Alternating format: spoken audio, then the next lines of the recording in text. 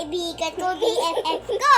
Ito, ako yun, Akisha Lorelia. Ako, grade 2. At saka ikaw, kinder. Kaya kami, BFF pa lang.